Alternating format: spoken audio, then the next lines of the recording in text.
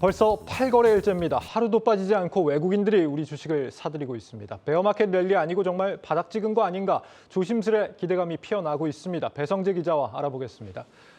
배 기자, 오늘 외국인과 개인들이 대거 들어왔는데도 일단 코스피, 코스닥 모두 보합으로 끝이 났죠? 그렇습니다. 지난주 금요일에 미국에서 나온 7월 고용 동향 보고서 이것이 계속해서 여파가 지속됐다고 할 수 있겠습니다. 이에 따르면 실업률은 3.5%를 기록 중입니다. 이게 어떤 수치냐면 1969년 이후로 최저치고요. 또 코로나19 팬데믹 이전인 2020년 2월과 거의 동일합니다. 거의 완전히 이제 고용 상태가 들어갔다라고 봐도 무방할 정도의 수치입니다. 이제 이거를 본 미국 연방준비제도가 우리 경제 체력이 이제 충분하구나 이렇게 판단을 하고 또 공격적인 금리 인상을 이어갈 가능성이 높겠죠. 그렇기 때문에 이러한 예측이 금요일 미국 증시를 떨어뜨렸고 우리 주가에도 부정적인 영향을 미친 것으로 풀이됩니다. 지금 추가 긴축 우려가 있는데도 외국인들이 오히려 유입이 되고 있는데 어떻게 보면 이제 우리 원화가 그만큼 좀 저평가됐다라는 인식들이 좀 있는 것으로 풀이가 됩니다. 내일 모레인가요? 미국이 이제 소비자 물가 지수 또 7월 달 수치를 발표를 하게 되는데 맞습니다. 연준의 긴축 강도에 영향을 줄 만한 굉장히 좀 중요한 요소라고 할 수 있겠습니다. 어떻게 좀 전망이 됩니까?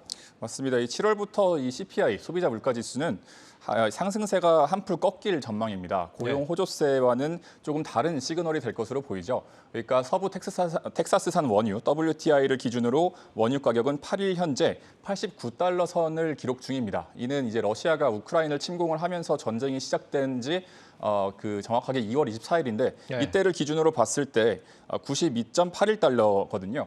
이걸 밑도는 가격입니다. 전쟁으로 유가와 원자재 가격이 그동안 폭등할 거라는 어떤 이런 우려가 계속해서 물가에 큰 부담이 되어서 왔었는데 이 물가 부담을 완화할 수 있는 변화가 시작됐다고 볼 수 있겠습니다. 또 이 곡물가를 한번 살펴보면 이 동향도 상당히 안정적입니다. 밀 가격과 팜유 가격 모두 크게 떨어졌습니다. 국제 가격이 각각 17.52% 그리고 43.77% 내려간 것을 확인할 수가 있습니다. 40%면 많이 떨어졌네요. 유가 같은 경우는 이제 한 80달러대 그 정도라고 한다면은 한 작년 연말 정도까지는 아직 아닌 걸로. 네, 아직 그 수준은 아니지만 어쨌든 많이 떨어진 $60 정도까지는 떨어져야 완전히 우리가 좀 안정을 찾았다라고 할 수 있겠습니다. 네. 어쨌거나 이제 곡물과 유가 모두 하락한다라고 한다면은 중앙은행들의 어떤 긴축 압력은 크게 완화된다 이렇게도 기대를 해볼 수 있겠습니다. 맞습니다. 그래서인지 오늘 지금 개인과 외국인들 대거 순유입이 됐는데 어느덧 지금 2,500 눈앞입니다. 이 투자 심리만큼은 좀 확실히 좀 살아나고 있다 이렇게 봐야겠죠. 그렇게 볼 수 있겠습니다. 유가증권 시장의 숫자를 가져왔는데 개인과 외국인이 각각 806억 원 그리고 1,733억 원 매수세를 보였습니다. 이게 오늘만의 일이 아닙니다. 빚내서 주식에 투자를 하는 빚투라고 하죠. 이 개인들의 숫자가 지난달에 이어서 다시 증가세로 돌아섰습니다. 또 외국인 투자자 역시 8거래일 연속으로 이 매수를 이어가고 있습니다. 말씀하셨다시피요. 자세한 내용을 문영민 기자가 취재했습니다. 리포트 보시겠습니다. 증권사로부터 돈을 빌려 투자하는 개인 투자자가 다시 증가하고 있습니다. 2분기 꾸준히 하락세를 보였던 신용거래 융자 잔고는 지난달부터 반등했습니다. 특히 이달 5일 잔고는 18조 8,360억 원으로 최근 한 달 사이 1조 원 넘게 늘었습니다. 같은 기간 코스피가 6.4%, 코스닥이 10.7% 오르자 B2 개미들이 몰리는 것으로 풀이됩니다.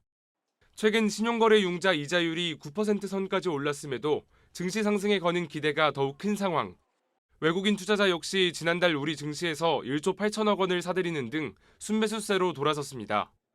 이달에도 외국인은 매일 순매수를 유지하며 모두 1조 9,220억 원을 사들였습니다.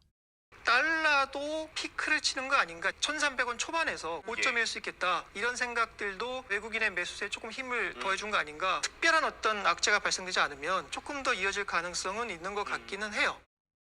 특히 장기 투자 성격의 노르웨이와 싱가포르 등 해외 국부 펀드들도 유입되고 있습니다. 산 애들이 누굴까 해서 찾아보니까 그런 특성들이 나온 거죠. 그때는 저평가였으니까 산 거죠. 6월 달에 저평가라고 판단을 하고 그때 많이 샀었던 거고. 최근 두 달간 코스피는 지난해 7월 고점과 비교해 20% 넘는 하락률을 유지하고 있습니다.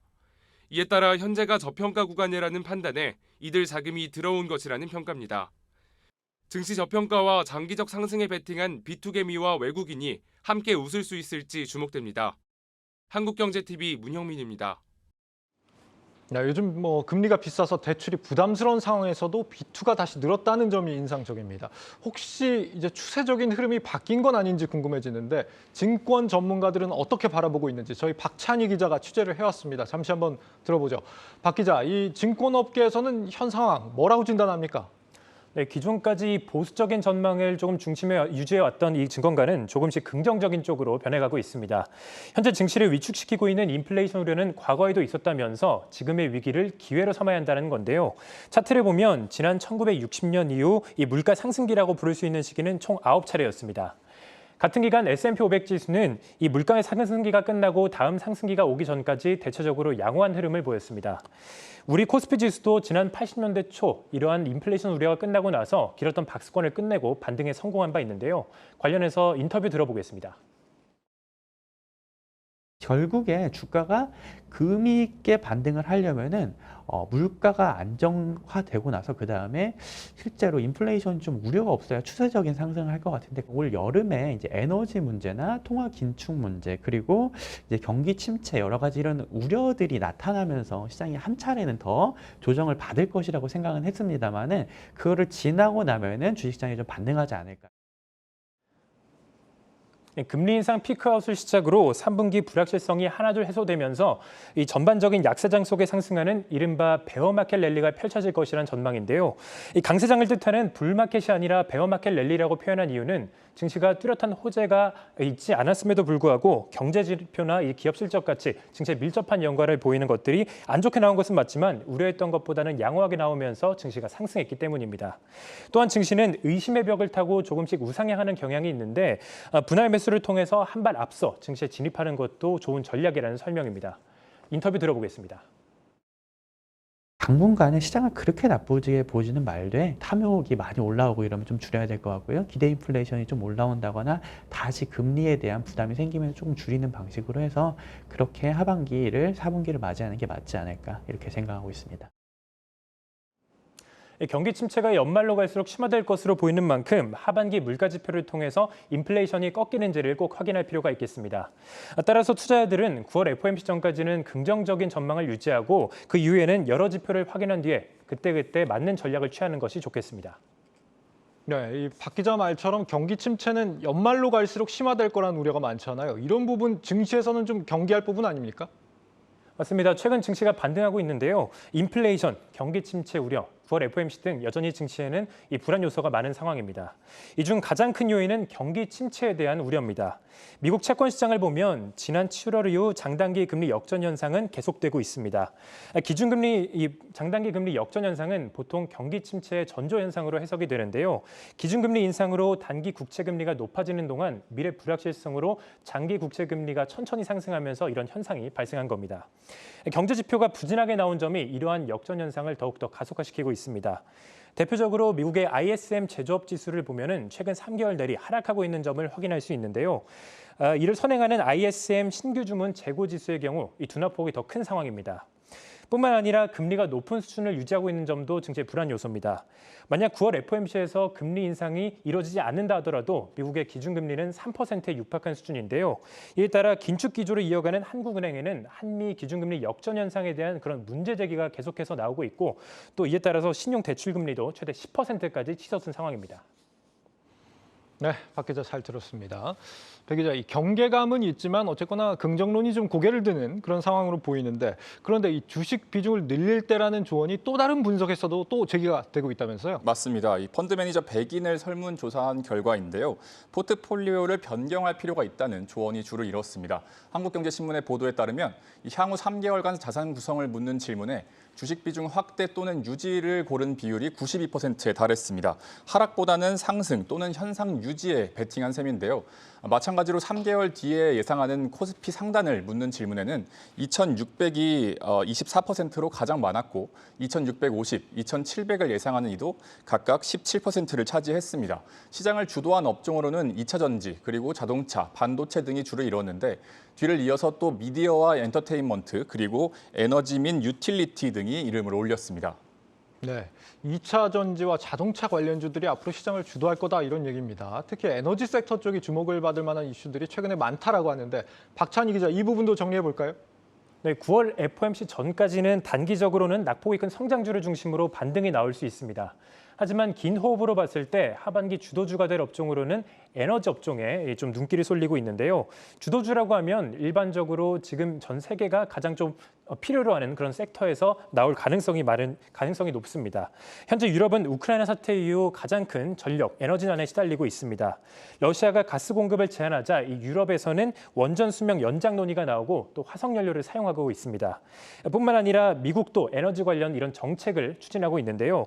지난 주말 통과된 미국의 BBB 법안 수정안을 보면 사회복지, 경기 부양에 집중됐던 과거 내용과 달리 에너지 안보와 신재생 에너지 투자에 대한 내용이 좀 더 확대됐음을 확인할 수 있었습니다. 특히 미국이 중국과의 교류를 좀 줄이겠다 이렇게 언급한 만큼 한국의 유틸리티, 에너지 업종에 대한 반사이익, 기대이익이 좀 예상이 되고 있습니다. 오늘 현대일렉트릭은 7% 넘게 올랐고 범한 퓨얼셀, LS 일렉트릭은 나란히 강세를 보였습니다. 최근 에너지주의 강세가 이렇게 계속 이어지고 있는데요. 증권업계는 11월 전까지는 전력, 친환경 에너지의 강세가 이어질 것으로 보고 있고 다만 조 바이든 대통령의 지지율이 지금 저조한 상황에서 11월 중간선거 이후 이 공화당이 압승을 한다면 화석연료를 비롯한 전통 에너지의 강세가 나올 수 있다는 점도 체크하시면 좋을 것 같습니다. 네, 이 이슈는 잠시 후 고웨스트 시간에 더 자세히 들여다보겠습니다. 배 기자, 내일 증시에서 또 주목할 일정이 있습니까? 실적 발표에 관련된 것들이 좀 있습니다. 네. 경기 방어주인 통신주 그리고 코로나19 수혜 업종인 물류주의 대표 주제들이 실적 발표를 앞두고 있습니다. SK텔레콤과 CJ대한통운 2분기 실적인데요.